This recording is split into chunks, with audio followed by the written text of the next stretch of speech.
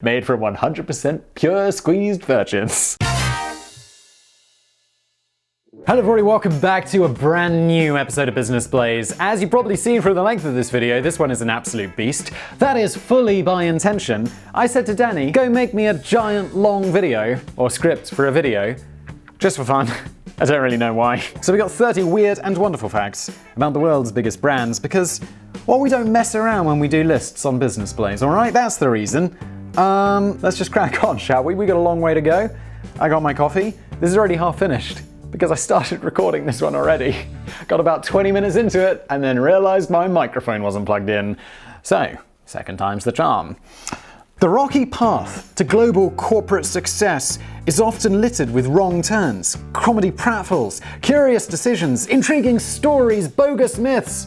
Oh my god, this is why it's so long. And even forgotten secrets that brands would rather keep well buried. Not all the time, obviously. Sometimes the stories attached to brands are just as boring and predictable as the products they're trying to sell you. Well, hopefully we're avoiding those. You know the type of story. Struggling New York entrepreneur goes it completely alone in the tough world of business with only a $1 million loan from his filthy rich daddy to help keep his dreams afloat. He ends up pissing away billions of dollars and becoming president of the United States of America. Who wants to hear about that story? I don't know. Who are we talking about, Danny? I got no idea. Smash that dislike button. And I love, like, whenever I make fun of Trump, people are like in the comments, Simon, we could do with less Trump bashing. And I'm like, but he does make it real easy, doesn't he? But if you forage deeper into the world of, and I'm gonna continue with them, so unsubscribe if you don't like it. But if you forage deeper in, and if it was a Democrat president who was just as funny, I would rip it out of them as well. Also, I'm British, I don't care about your politics. But if you forage deeper into the world of famous brands, you begin to find all kinds of mysterious secret sources hidden at the back of the cupboard. In fact, if you're very lucky, you might just find enough material to keep Simon Whistler on his feet for the best part of an hour. Bloody hell, here we go. Is that really how long I'm standing here? I won't claim that all 30 of these weird and wonderful facts about brands are guaranteed to be completely new to you, and it's not intended to be a competition to see how many you already know. Well, I'm going to turn it into one, Danny. I'm going to tell you how many of these I know already. A big tip, I know the first one, or two, because I've already recorded them when my microphone wasn't working. However, I'm hoping that by taking a golf buggy ride through some of the more obscure back streets of business, we can uncover some of the most surprising and lesser known facts about the brands you think you know inside out. And I'd love a golf buggy. I don't play golf, but ever since I saw that Van Wilder movie with Ryan Reynolds back in the day where he was driving a golf cart around his university, I thought that was the coolest thing in the world, and I've wanted a golf buggy ever since. Write that down. And I promise not to mention anything about the fact that Lord Alan Sugar started off by selling a few dodgy bananas on a market stall in the East End of old London town, but he did. Americans, the joke there, and just in case you don't get it, Alan Sugar, Lord Alan Sugar apparently, is the guy who hosts The Apprentice in the UK. The only thing I really remember about that show, I think I saw the first season when I was a teenager, the only thing I really why is this chair here? The only thing I really remember about that show is that at the beginning, it was just a really long shot of him driving around in an expensive car, looking important, like looking off into the distance, like gonna make some business decisions. It made him look like a bit of a twat. And that's probably a bit more impressive than the guy from New York I was talking about whose name escapes me. But a bomb! Number one, Nike took inspiration from convicted murderers. Just about everyone must have seen the enduring Nike slogan, "Just Do It." First launched to the world in a 1988 series of TV commercials featuring everyday people of all ages and sizes throwing themselves into a sporty activity, the slogan was only ever meant to be used in one marketing campaign, but the inspiring word stood the test of time. Just do it! Essentially, those three words are meant to be motivational and a universal kick up the arse. Stop thinking about it, stop putting it off until tomorrow, just do it. Wow, it's like from convicted murderers, so stop thinking about it. Stop putting it off until tomorrow. Just do it. Kill your family. Just do it! Make your dreams come true! So it's quite surprising to learn that the slogan was inspired by the final words of a multiple murderer, just moments before he was executed by a firing squad. Gary Gilmore had been convicted of murdering a gas station employee and motel manager in 1976? You Americans were still shooting people in 1976? You can even hang them? Although I think I'd rather be shot than hanged, actually, to be fair. In fact, to be fair, I'd probably rather be shot than have the lethal injection, considering how often that goes wrong. A year later, he found himself strapped into a chair in Utah State Prison with a bag over his head and several guns pointing at him. When asked if he had any final words, Gilmore simply responded, "Let's do it." According to eyewitness reports, he didn't even flinch as the guns fired. Jesus, stone cold. So not only is it named after a convicted murderer, it's named after a multiple convicted murderer who seems to be absolutely stone cold. Advertising agency executive Don Draper came... Not really. Love Mad Men. Advertising executive Dan Whedon came across the story nearly a decade later and was moved enough by this ultimate statement of intention to make a rather macabre pitch to Nike with a slight change of wording. Jesus Christ, Dan. Where shall I get inspiration for Nike's new slogan? Murderers. Also, I know it's Nike. We just say Nike in the UK. And I can't say Nike because then everyone in the UK will be like, what the f***, you're pandering to the Americans. Nike hated it, but went with it anyway. Oh. And ended up with one of the most iconic slogans in modern day marketing. It's maybe just as well that Gilmore's final words weren't something like "Go yourself, losers." Well, then they'd have never been used by Nike, would they? So there's that. Number 2, reckless casino gambling gets you out of trouble.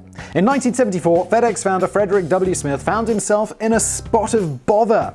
Just 3 years earlier, he'd launched Federal Express, the original airline division of the company, with the help of his own $4 million fortune and an additional $90 million from his dad. Not really, it came from investors. But the rapid rise of fuel costs soon put the new company in serious hot water as it began to hemorrhage about $1 million a month. One dark night, Smith eventually found himself down to his very last $5,000, which might seem like a lot of money, but when you started with $94 million, that's not. Also, if you're running basically an airline, it's not a lot of money. $5,000 must fly a plane for like 5 minutes. This wasn't enough to even fuel up the planes on the following Monday, and no sh**. It looked like the FedEx story was about to come to a premature end with imminent bankruptcy. So Smith did what any self-respecting businessman would do. He withdrew his last $5,000 from the company account and took it to Las Vegas to gamble it all on the blackjack table. I mean, he's not wrong. It's like, well, we're gonna lose everything. And how can I make a large amount of money in a very short time? I mean, maybe you could have bought and sold drugs, but even then. So you've got to take the risk. Just go in, throw it all on black. And again, and just hope. Do it! Wait. Blackjack's not what you put it on black, is it? Blackjack's like 21. It may sound a bit reckless, but the way Smith saw it, he had nothing to lose, indeed. The $5,000 wasn't enough to keep the company running anyway, so he'd be in the same mess whether he gambled it away or saved it. As it turns out, he won $32,000 on that faithful night at the blackjack table, which was just enough to fuel the planes on Monday and keep the company afloat for a few days until more investors could be found. If it'd been dealt different playing cards on that night, FedEx wouldn't now exist and certainly wouldn't be worth £52 billion. I don't know who those investors were, but they are absolutely smart. Because if someone came to me and be like, yeah, I just got like the last $32,000 from gambling the last investors' money in Vegas because we completely ran out of money, I'd be like, I'm mate. But now, it's worth $52 billion, which is why I make YouTube videos and do not invest in companies. Number 3, why is Facebook blue? I also don't know this one. 2 out of 3 so far. Facebook may have gone through some facelifts over the years, but the color scheme has always remained blue and white. But there's actually a very good reason for this. Mark Zuckerberg is red-green colorblind. Oh my god, is that one of his lizard people skills? He only discovered his colorblindness fairly late on in life when he took an online test. Facebook was always intended to be a minimalist two-tone design anyway, to offer a simple contrast to the increasingly complex and cluttered designs of rivals such as MySpace. I remember going onto MySpace like when Facebook was first around, and it'd be like, why is there music playing? Why are there so many colors? Where am I? I'm lost. Help me. Zuckerberg chose blue as in his own words, blue is the richest color for me, I can see all of blue. He does sound like a robot, doesn't he? Like, all the time. Blue is the richest color for me. I can see all of blue. I can see inside you. So the main reason you've been seeing blue screens all this time is so that Mark Zuckerberg could see what he was doing when he was creating the platform. Fascinating. Number 4. Ben and Jerry's bagels. Ben & Jerry's may well have been famous for something other than their chunky ice cream if they'd stuck to their original plan. I'm glad they didn't, because I love Ben & Jerry's. Back in 1978, Ben Cohen and Jerry Greenfield's first idea was to launch a bagel company. However, the duo were a bit strapped for cash, and they quickly got ice-cold feet. Ba-da-bum-bum. bitch! When they figured out how enormously expensive it was going to be to buy all the equipment needed to make bagels. What do you need to bake bagels? It's bread. So instead, they took a $5 correspondence course with Pennsylvania State University on ice cream making. This video brought to you by Skillshare. Not really, but it could be. And hopefully it will be, when more people start watching this channel. Then he converted an old gas station in Vermont into the very first Ben & Jerry's homemade ice cream parlor. The original idea wasn't completely abandoned forever though. To celebrate the company's 40th anniversary in 2018, Ben & Jerry's launched a limited edition range of ice cream bagels. Yes, essentially ice cream sandwiches as a tribute to what could have been. That sounds pretty great. I love ice cream sandwiches. And I love bagels. I imagine I would like that. As a bonus fact within a fact, Ben Cohen, the founder of one of the most successful ice cream companies in history, has absolutely no sense of taste or smell? That's incredible. He relies on texture and feel to get a good grip of what he's shoveling into his mouth, which explains why Ben & Jerry's ice cream is usually so full of chunky bits. I had no idea. That's amazing. Also, not being able to taste things would be amazing and terrible at the first time. Terrible because you don't get to taste anything, but amazing because then it's like, well, I'm just gonna eat, you don't really have to think about food at all. You definitely won't get fat because you're like, well, I could just eat this incredibly healthy meal, or I could just eat lard. They taste the same. Number 5. An Egg McMuffin to go, please, Your Majesty. A branch of McDonald's based in Oxford in the UK has a very unusual landlady, the Queen of the United Kingdom and the Commonwealth regions. I love that Danny threw in the Commonwealth bit there. Don't forget, she's your queen too, Canada. Of course, the Queen has already a pretty amazing property portfolio. Aside from all those nice castles and mansions she's got scattered around Britain, she also owns Ascot Racecourse, Regent Street, just the whole street, the Savoy Hotel, and a few other bits. You know you're rich when it's not just like, you're not just invested in commercial property, you just own the street, like some Monopoly baron. On the Monopoly board on the UK one, they should just block off the Regent Street thing and be like, you can't buy that, that's the Queen's. She's richer than you, peasant. She also owns the Savoy Hotel and a few other bits and pieces, which amount to about £2.4 billion in total. Yes. But the Banbury Gateway Shopping Centre in Oxford is one of the more curious developments to have been built on lands belonging to the Queen. As well as a branch of McDonald's, the shopping centre also includes a Primark, which is, I don't know if everyone knows what Primark is. It's like a super low quality, super cheap clothing place. I once went on a cycling trip. I cycled the whole length of the country and I didn't take any spare clothes. Just bought clothes on the way and threw them away. Primark's good for that. So there's plenty to keep the Queen busy when she's mooching around on one of our annual property inspections to check for damp, mold, and insect infestations. Except, of course, it doesn't quite work like that. The manager of the branch of McDonald's is unlikely to have a hotline to the Queen when he needs to report a problem with the plumbing. I'd be very disappointed about that. In truth, the Queen doesn't personally own anything in her property portfolio, as it all belongs to the Crown Estate, with any profits going directly to the Treasury. But I still like to think that she'd be generously treated to a free spicy chicken snack wrap if she ever popped into the Banbury Gateway Shopping Centre for a bite to eat. The spicy chicken snack wrap sounds pretty tasty. I'm pretty hungry. Also, she's the Queen, so one, she doesn't need free shit, Danny. She's rich. And also, people would give her free shit anyway because she's the Queen. Number 6. The twisted truth on the world's best-selling toy. The biggest-selling toy of all time is also the biggest-selling puzzle game of all time and widely considered to be simply one of the best-selling products of all time. Jesus Christ. It's the Rubik's Cube. Didn't know this! First invented in 1974 by Hungarian professor Erno Rubik, who gave it the name the Magic Cube. It wasn't until the 1980s that the Rubik's Cube hit the market following a licensing deal with the Ideal Toy Corp. I don't know, I don't think the Rubik's Cube is an ideal toy. Pretty sure I had one as a kid. Pretty sure I just thought it was impossible, so I took off all the stickers and put them on the correct sides. Because that's how you win. The Cube is strongly associated with the 1980s when sales hit their peak, even spawning its own largely forgotten short-lived animated series, Rubik the Amazing Cube. Can you imagine the pitch for that? What are we going to make? We're going to make a cartoon around the Rubik's Cube. Rubik the Amazing Cube. Whoever greenlit that needs a talking to. A cartoon based on a toy cube never really had success written all over it, did it? Hell no it didn't, Danny. But it still sells surprisingly well today, and thousands of keen enthusiasts still flock to professional speed cubing events around the world. I have seen some of these YouTube videos where these kids, they'll do it blindfolded and in 5 seconds. It's insane. They'll look at the cube, they'll memorize all the sides, and then they'll be like, and it's done. It's wild. There are also machines that do it incredibly fast. It's for something that is so boring, it is quite interesting. Most hardcore cubists strive to complete the cube from any position in under 10 seconds, but Professor Erno Rubik wouldn't count himself in that circle of experts. He openly admits that he's rubbish at playing his own creation, and after he first invented the cube, it took him over a month to solve the damn thing. At least he did it. I just thought it was impossible. Number 7, Fanta is for Nazis. Okay, so this is the second one I know. Well, the title for this one might be a little bit misleading, but there's actually a few myths and fables which have grown around the real story. Some people claim that the fruity, fizzy soft drink Fanta was invented by the Third Reich in response to a ban on Coca-Cola imports to Germany during the Second World War. That's not quite right, but there's some truth to the story that Fanta was very much a German byproduct of the war. Coca-Cola had already established a manufacturing presence in Germany long before the outbreak of war. However, when a trade embargo was slapped on Germany in 1939, it became impossible for the Germans to source ingredients to produce the Coca-Cola syrup, putting thousands of jobs on the line.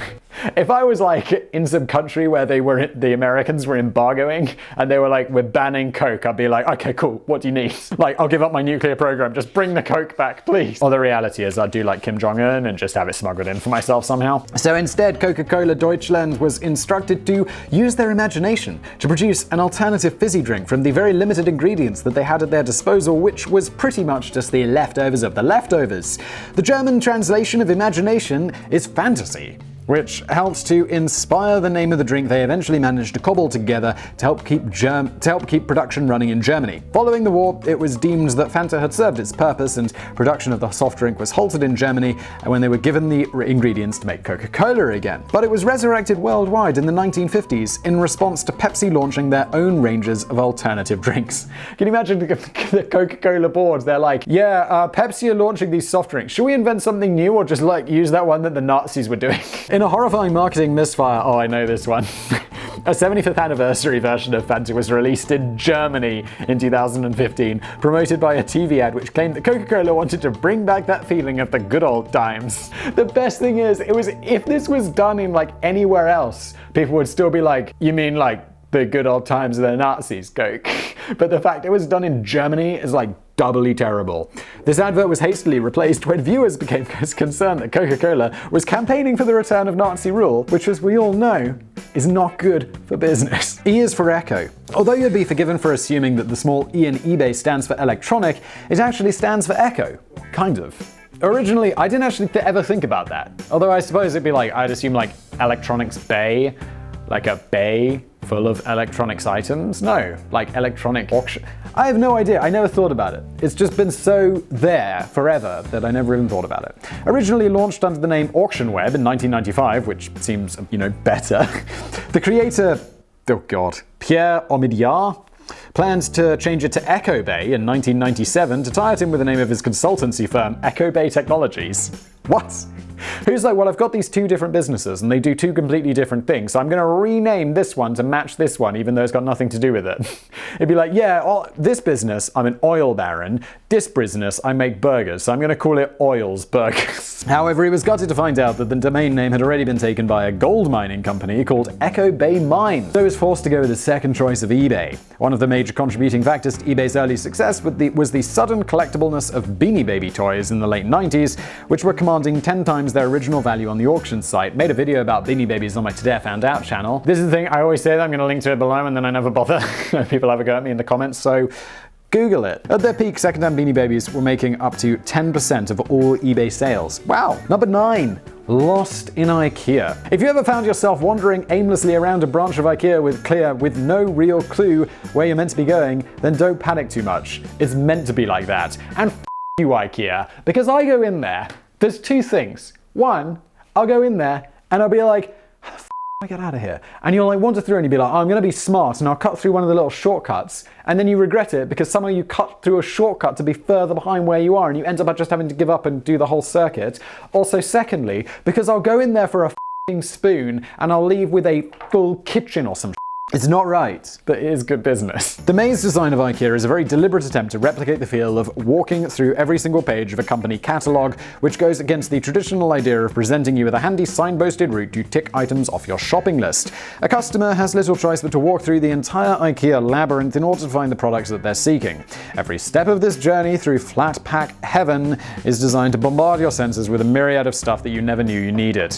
Yeah, again, Ikea. The deeply confusing and complex layout is also intended to encourage impulse buying. If you see something you half fancy during your epic voyage around the 7 seas of fine furniture, you'll be more than tempted to just buy it there instead of just trying to navigate your way back through the maze later on. And that is true, Ikea, but it also does leave you with a problem, because I'll be going through and I'll be like, yeah, I might want that, but maybe I'll find something I like more later on, and then I get to the checkout and I just dump everything that I don't want, and then some poor soul's got to go and put it back, because there's no way I'm walking 20 minutes back to the 5th side of fucking Mordor. I've never seen Lord of the Rings, is that a good reference? To find it. Number 10. Google hires camels for employees. Google recently took the unusual and innovative step to sack all their human employees and replace them with camels. Hang on, no, let me check my notes again. That doesn't work so well in the spoken form.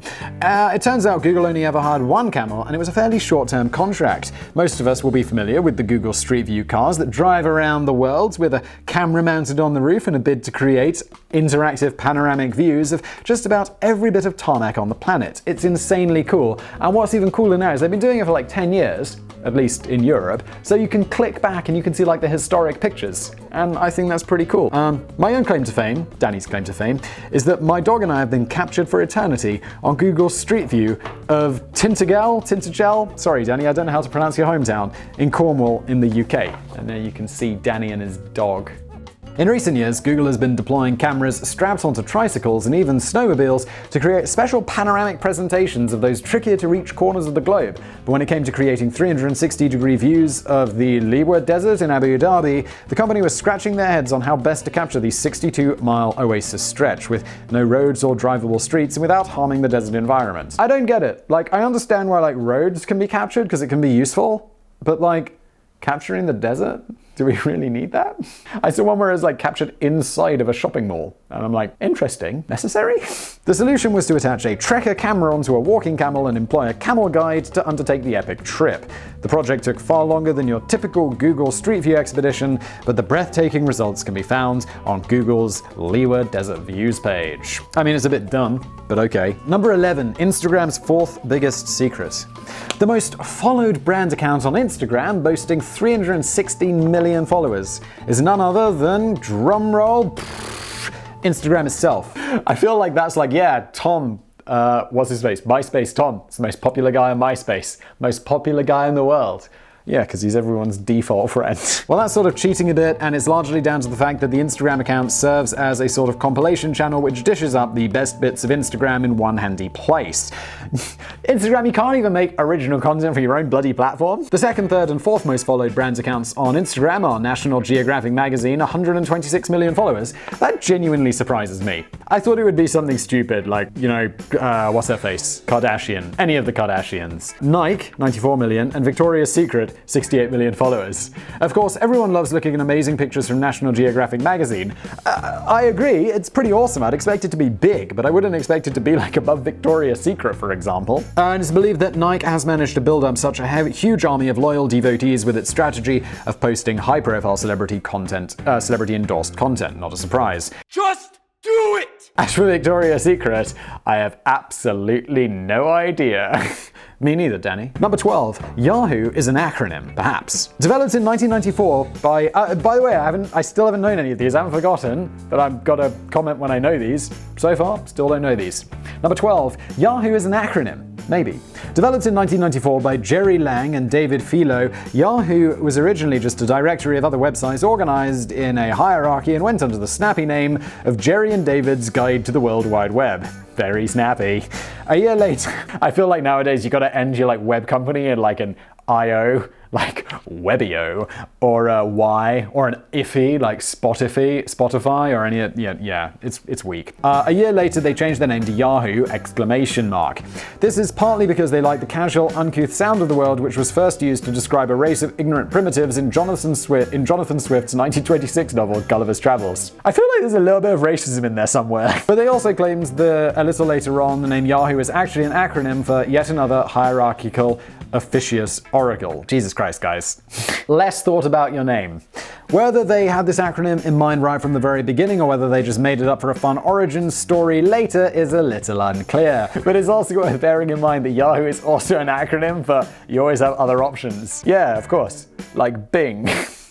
Number 13. Warner used to own your birthdays. Oh, I know this one, if this is about the song. Happy Birthday to You is officially the most recognized song in the English language according to the Guinness Book of World Records. How on earth do you find that out? Closely followed by For He's a Jolly Good Fellow. Really? For he's a jolly good fellow, for he is a jolly good... Can't believe that's the second most. The precise history of the song is a little murky, as the melody was originally used for the 1893 composition Good Morning to All. Good morning to all. Good morning. Shut up!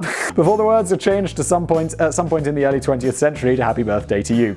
Mostly, I believe they would have done that so people didn't have to listen to it all the time. Because it's kind of an annoying melody, right? But whoever deserves the shared credit for putting it together, it's certainly one of those traditional songs with such a long history and so widely used every day that you'd be forgiven for assuming it was in the public domain. Of course you would. Oh god, am I going to get claimed for even singing Happy Birthday to You? You can believe it that Warner would absolutely do something like this. Those rights companies, man. But you'd be dead right, it is in the public domain. Well, jolly good. But it wasn't always. Between 1988 and 2013, the song was owned by Warner, who were demanding a royalty for every public performance of the song. This is ridiculous. Technically, the song had been under copyright since 1935 before Warner got their hands on it by purchasing Birch Tree, a company, in 1988, which then held the rights in its portfolio, although it wasn't really doing much with it. Warner, on the other hand, planned to exploit every opportunity out of this simple four-line ditty by claiming copyright royalties on every single use in film, television, radio, or public performance. F you, Warner. This was such a dick move.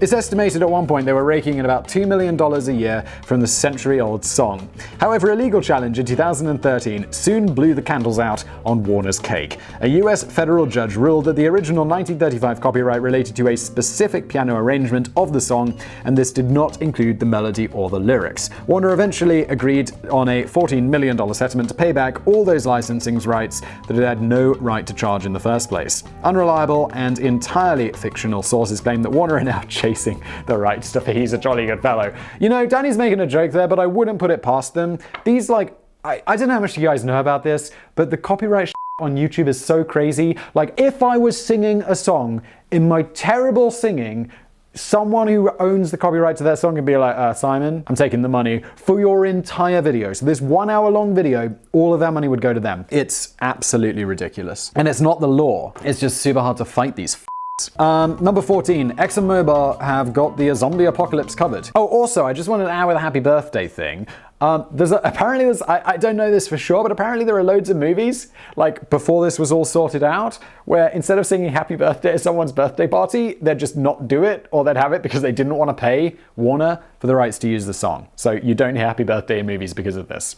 And in some restaurants, they wouldn't sing happy birthday, they'd have their own versions of songs for people's birthdays because they didn't want to have to pay Warner. Number 14, ExxonMobil have got the zombie apocalypse covered.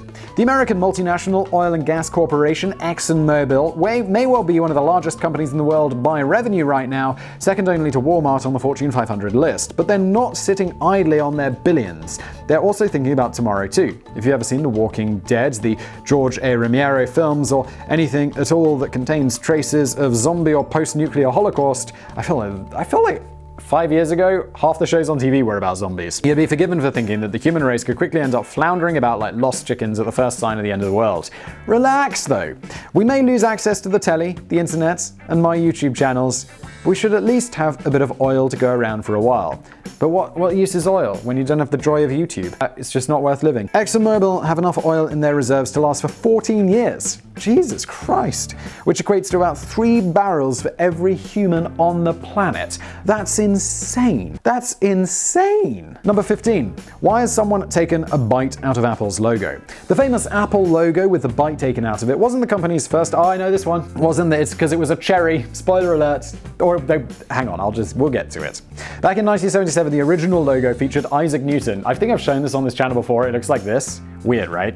Isaac Newton chilling out under a tree with an apple dangling precariously over his genius head. However, Steve Jobs was never really keen on this because it looked pretty and it looks like a printing press company from like 1850. However, Steve Jobs was never really keen on this, and a year later he commissioned designer Rob Janoff to design something simpler and more effective, which placed more significance on the apple. Janoff went away and designed one of the most iconic and enduring company logos of all time. But why has someone taken out a bite of it? The logo has fueled speculation over the decades regarding the deep philosophical meaning behind the apple and the missing chunk. Some claim that it's a reference to genius inventor Alan Turing, who I feel like I've really covered this recently on another one of my channels. Alan Turing, who took his own life by biting into an apple that he poisoned with cyanide. He did poison it because he killed himself. Others claim that it represents the attitudes of Apple's co-founders Steve Jobs and Steve Wozniak, who are highly driven businessmen keen to take a bite out of the apple. Another popular theory is that the apple is a reference to Adam and Eve taking a bite from the forbidden fruit, which ultimately led to their enlightenment, even though it led to God throwing his toys out of the pram. But perhaps the definitive answer comes from the designer himself, Rob Janoff. I wouldn't say perhaps the definitive answer comes from the man who designed it. I'd say, it definitely does, because he designed it. He reckons that he had to include the bite because otherwise the Apple logo would look a bit too much like a cherry. Sorry, I spoiled that one. I'm gonna get some more coffee. Boom, new coffee. And number 16, Facebook was nearly awesome. The Facebook like button was launched in 2008, but the origins of the button date back to 2004 when it was originally floated in discussions as the awesome button, which is super cringe. What else would you expect from Facebook? Mark Zuckerberg wasn't initially keen on the idea of the button at all, as he felt it would discourage genuine discussion and interaction. Says the dude who put a poke button on his website.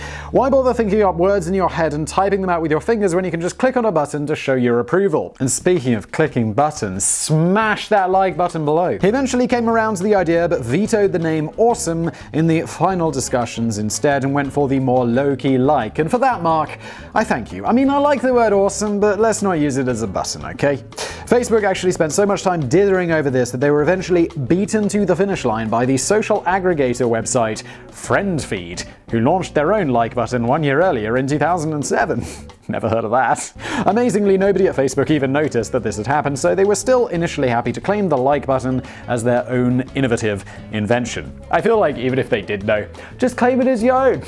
Just go for it. What's gonna happen? You're Facebook. You have all the money in the world. It's possible they still haven't noticed, but FriendFeed closed down years ago, so no one cares. Agreed. Number 17. The biggest retailer in the world. Amazon? eBay? Or should I say Echo Bay? Walmart? No. Technically, it's gotta be in China. I don't know this one, it's gotta be in China. Technically, the biggest retailer in the world is the Chinese manufacturing conglomerate of the company Alibaba Group, generating a net income of nearly $12 billion. That's a lot of money. Unlike most of its high-profile competitors, Alibaba doesn't get involved in direct sales and doesn't own any big warehouses. The company's mission is simply to help branded manufacturers and smaller businesses get into the shops. When you can be bigger and make so much money, God, it's gotta be nice not to do all the warehousing. YouTube, they take 45% of all the money that I make, but also they host all the videos, they get it in front of an audience. It's like, I don't want to do that. That sounds miserable. Take my 45%. I'll do what I do. I make videos. It's easier and you don't have to be smart. But it's not doing too badly. Since 2015, the company's online sales and profits have beaten all US retailers combined. And yes, that includes Amazon, eBay, and Walmart. Yeah, of course it does. It includes everyone. It beats literally everybody else. That is insane. I didn't know that either. Number 18. 2 very different slices of Domino's pizza. I know this one though. It's got something to do with Volkswagen. The two American entrepreneurial brothers, Tom and James Monahan, first opened their own pizza store in 1960, which eventually evolved into the Domino's pizza chain in 1965, but it's fair to say that one of the brothers was slightly more entrepreneurial than the other. I've spoiled this story again, but let's carry on. Tom Monahan stuck with Domino's Pizza for the long term, baking a massive global triumph over the course of the next few decades. He eventually retired from the business in 1998, selling his stake of the company for the better part of $1 billion. James Monahan, the other guy. Oh, are they brothers? They are brothers. Oh, no. Oh, and you're going to be competitive with your brother as well. You just are. He didn't want to quit his full-time job as a postman. Oh, no. Not that there's anything wrong with being a postman. That's great, but you're not going to make $1 billion. So he bailed out very early in the 1960s, trading his half of the fledgling company to his brother in exchange for a VW Beetle car. You can't help wondering if this makes for slightly awkward conversations around the Christmas dinner table. It's like, yeah, how you doing? Oh, well, I just sold Domino's Pizza for $1 billion. And he's like, oh, I got to leave early to deliver Christmas cards. But I like to think that Tom at least gets the drinks in when they meet up at the pub. Number 19. Samsung's biggest mistake probably wasn't a big mistake. The developers of mobile operating system Android were facing a tough time in their early years of business. They were having difficulty in finding investors for their new project, and at one point were facing eviction from their offices in California because they couldn't even afford the rent, probably because it's California. They were only saved from the brink of oblivion when a good friend of the co-founder, Andy Rubin, turned up at the office with a wad of cash in an envelope to hand it over to them. Was this good friend a drug dealer? Is that, no, I'm not going to wire your landlord the money or wire you the money. I've just got a big fat stack of cash. Don't sue me, Andy. I'm sorry. You're not a drug dealer. It's a joke. Unless you are a drug dealer, in which case, well, good. However, things took a turn for the better in 2005 when Google bought Android for $50 million and effectively changed the smartphone landscape forever, creating a two-horse race for global domination alongside Apple's iOS system. Android is currently winning the race. Because they got way more phones. I mean, because they're on everyone. But things also, I do want to say, like, I don't know, I sometimes comment that I use Apple stuff and people are like, oh, you're so dumb, you're using Apple stuff. Only smart people can use Android. And only dumb people use Apple. It's like weird. It's like some sort of master race out there. And it's like, and I'm like, yeah, but isn't Apple like, I just find, I've used both, and I got no problem with Android, but I just find that Apple is easier to use. And people are like, yes, Simon, but then how are you gonna root the phone and run all the apps? How are you gonna hack the mainframe? It's like, I don't want to. I just want to use my phone for phone-like activities, like watching YouTube and making phone calls. So it's a master race. Off with your master race. I like Apple. I prefer iOS. Me. But things could have turned out very differently. Just 2 weeks before the sale to Google, Andy Rubin and his team pitched Android to 20 Samsung executives. Rubin recalls that his team were pretty much laughed out of the boardroom by a totally disinterested Samsung who felt that the team's project was completely unworkable. But did Samsung really make such a big mistake in rejecting what turned out to be the most popular mobile operating system on the planet? Possibly not. And I would posit that it's more popular because the phones are way cheaper. Apple phone's like $1,000. You can get like a Samsung operating phone, an Android operating phone for like £4. But did Samsung really make such a big mistake by rejecting what turned out to be the most popular operating system on the planet? Possibly not. Yeah, I agree. I imagine this is probably going to be, I didn't know this, I imagine this is probably going to be similar to didn't Yahoo get an opportunity to buy Google like really early on back in the day for like $1 million or something? And it's like, yeah, and if they had, well, they'd have probably it up. The early versions of Android were saddled with many teething problems which Google had the resources and expertise to solve. As Samsung was essentially an electronics company with little experience in software development, it's likely they wouldn't have been able to transform Android into the success that it is today. And ironically, Google's success with the development of Android has played a massive part in Samsung's mushrooming success in the smartphone business. Hey, everybody wins. So this isn't quite this. I also don't understand Android. Like, I thought it was like Google's thing, but then people were telling me that it's open source and people don't have to pay for it. Can someone link me to something in the comments to make me understand this better? I just don't get it. I'm a great YouTuber, aren't I? Hey, I don't know something, look it up for me. So this isn't quite in the same league as Decca Records turning down the Beatles. Got a video on that coming up, if it didn't go out already. In this case, it probably worked out for the best for the entire industry that Samsung said no. Number 20, Confessions of a Virgin. There's no great mystery behind the naming of Richard Branson's company Virgin. When Branson and business partner designer Nick Powell launched their first record store in 1972, they decided on the name Virgin because they were virgin.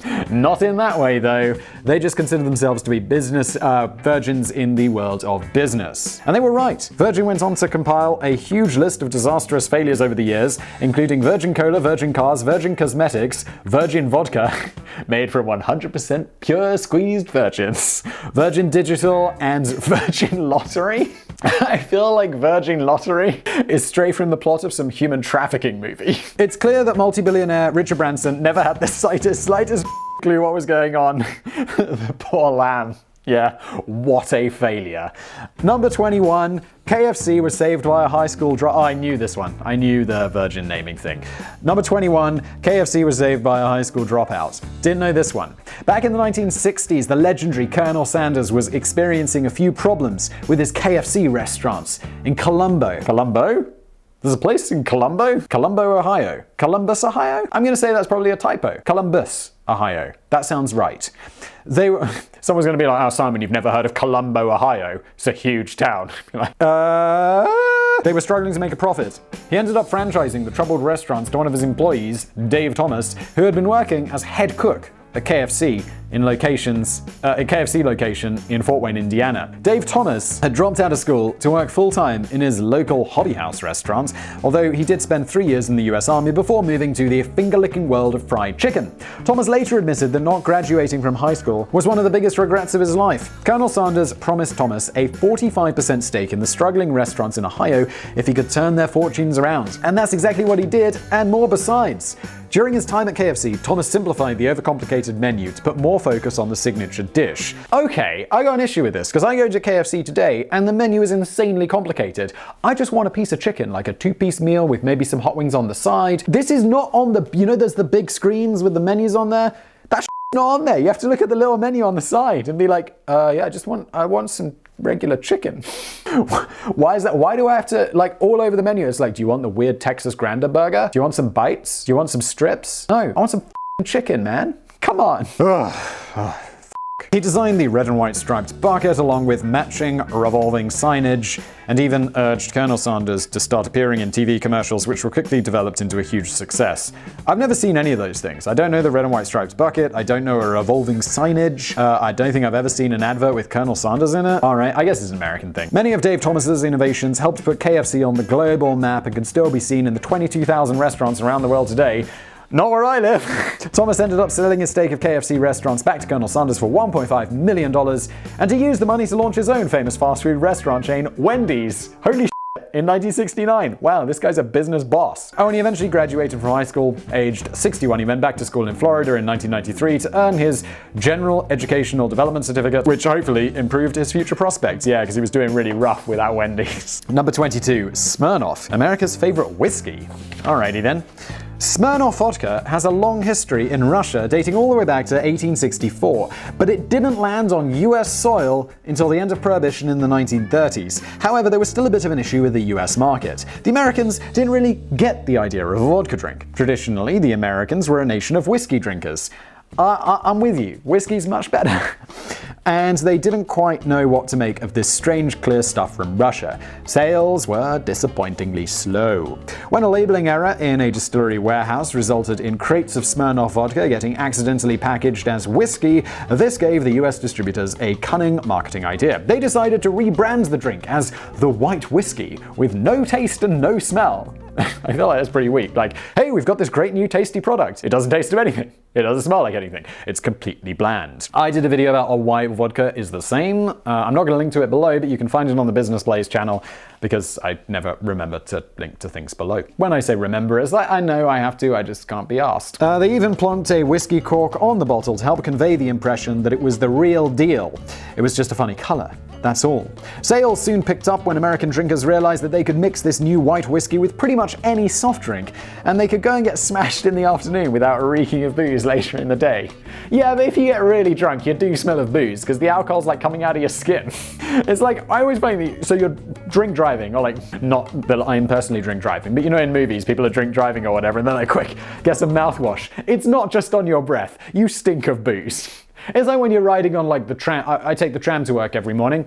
And I'm like riding on there and you're like, you smell that boozy smell? It's like, someone got really drunk last night. Or this morning.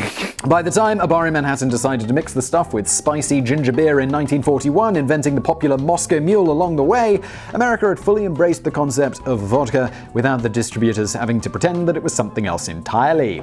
Number 23, I didn't know that one. Number 23, Ronald McDonald has massive breasts. Okay. The famous M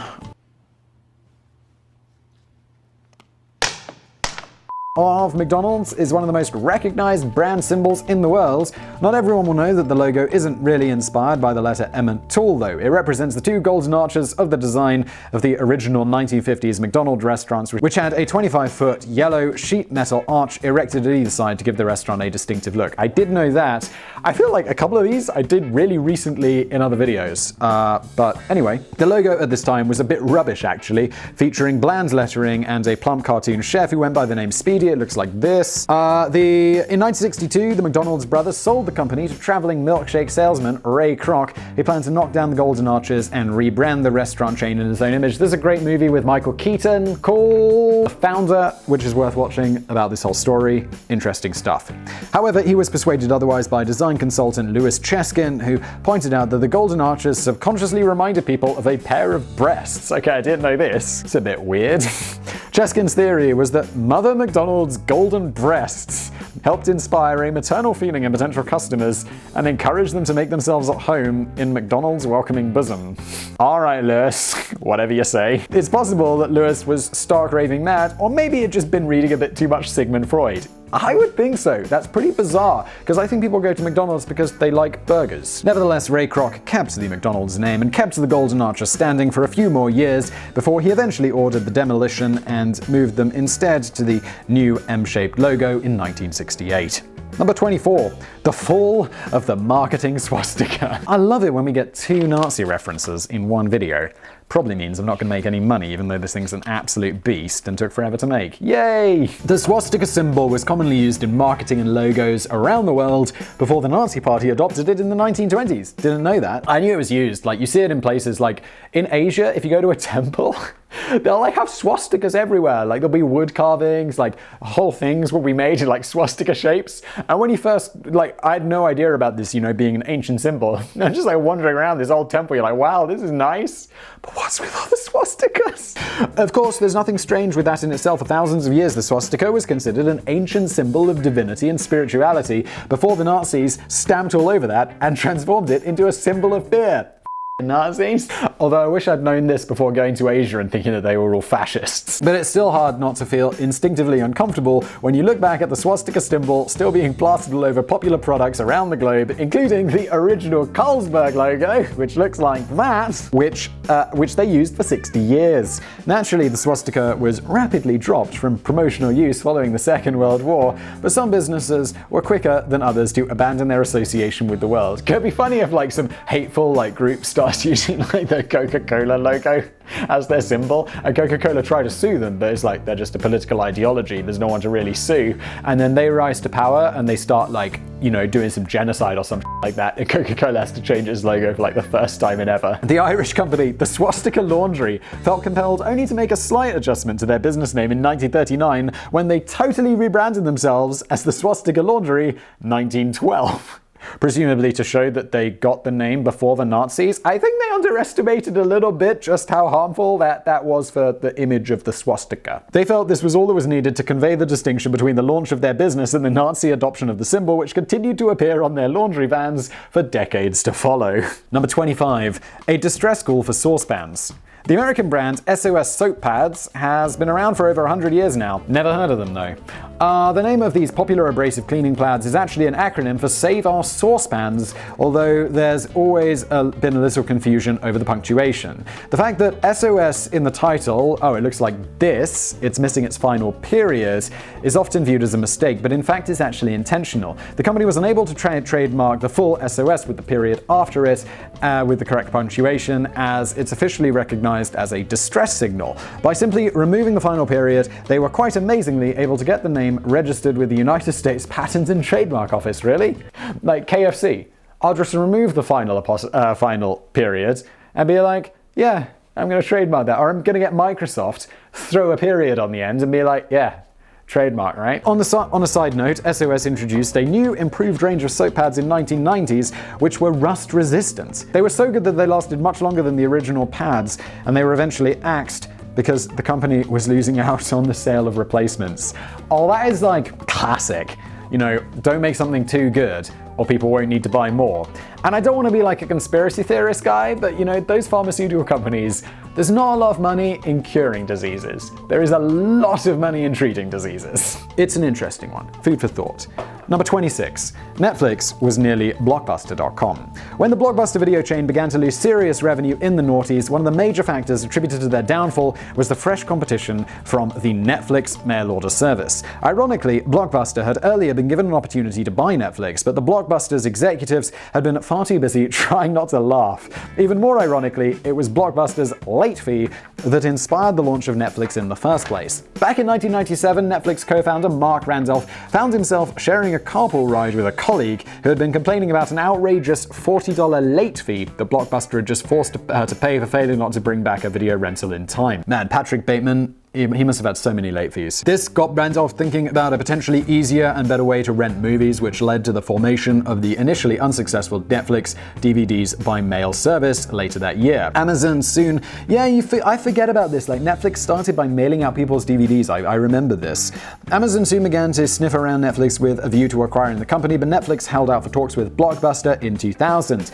In that meeting, Netflix proposed that Blockbuster should buy their company for $50 million. The idea was that Netflix would be rebranded as Blockbuster.com and would take care of online business, while Blockbuster would continue to focus on the physical stores. The pitch went quickly downhill when Mark Randolph first noticed that Blockbuster CEO John Antico was visibly struggling not to burst out laughing. John, you sound like a right professional.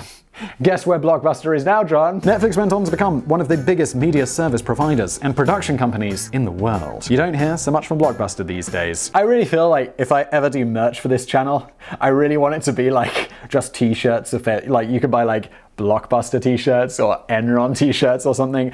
I want an Enron t-shirt. Would that be trademarked? Because it's out of business. Can you make t-shirts with like Enron's logo? 27. Marketing is a complete waste of time. Just ask Costco Group. Oh, I know this one as well. I half need the networks one. I get half a Netflix one. I get half a point for that.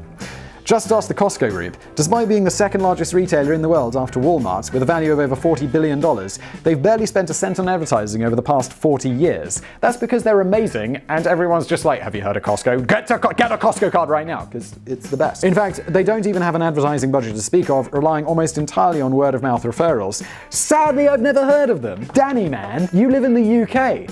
Get a Costco membership. It's great. It's just a giant store where they have everything, and there's so many delicious things. It's incredible. Number 28. Chocolate bars in the UK and US are just too confusing.